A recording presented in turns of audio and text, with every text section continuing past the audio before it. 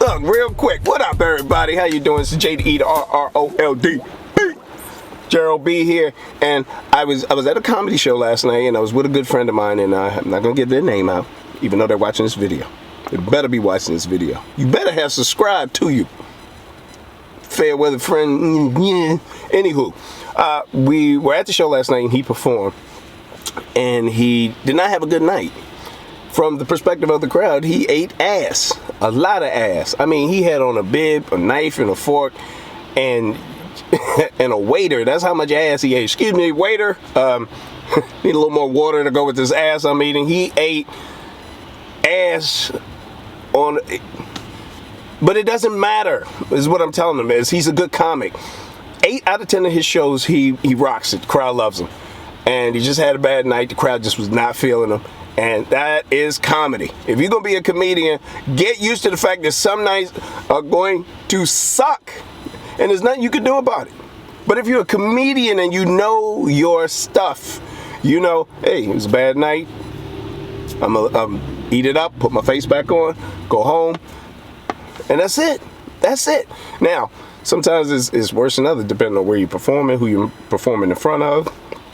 You could be on TV eating ass. Eating ass on TV is a lot worse than eating ass in a little private comedy club that you're at. So yeah, there's a difference.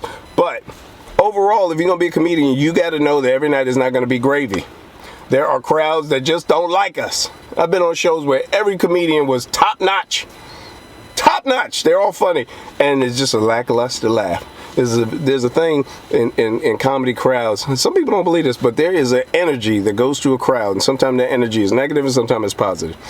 And a lot of times it bounces off of what you're projecting. So if you're a positive comic and you push that out there, and the crowd feel, hey, this dude enjoy what he doing, you can get that reaction. And then sometimes you go out. You ever go out on stage and say, I ain't gonna do good tonight, and then you don't, and then you surprised you didn't do good, do well.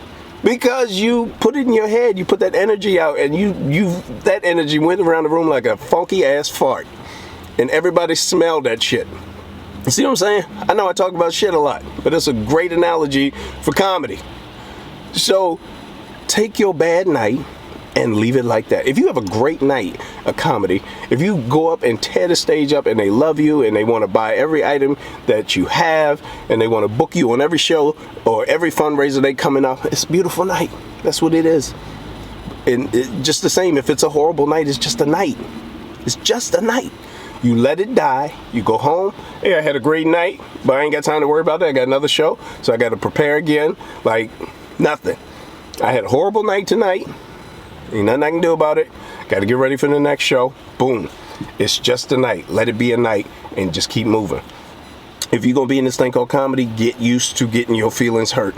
Because the one thing we do more than any other talent on this planet is we are in front of people real time, and you get your reaction, you get your grade immediately.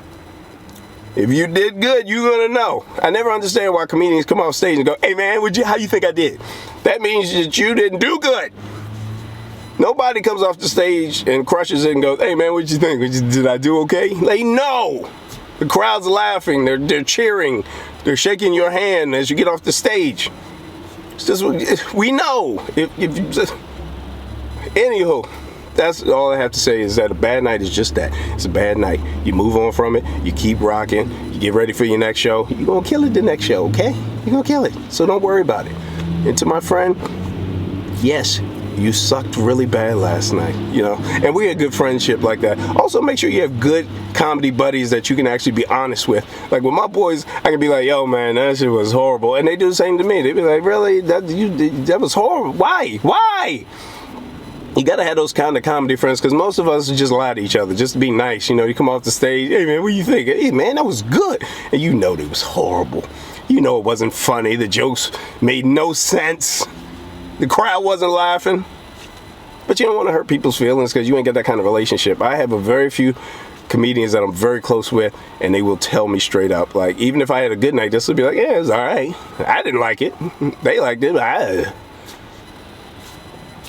So that's it. Have a good, honest set of comedians around you that will tell you what you don't want to hear. You know, They don't sit there and hype you up and give you this false sense of whatever. They'll tell you straight up, yo man, you need to either write more or go find out if your dad will let you work for him, because this is, you need the realness. And I'm lucky enough to have that. I want to thank the comedians.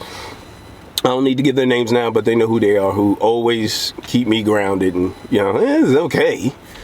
So a bad night is a bad night, a good night is a good night. Regardless, it ends there, and the next day is a fresh new start. Got it? Okay? Stop worrying about shit. I'm out.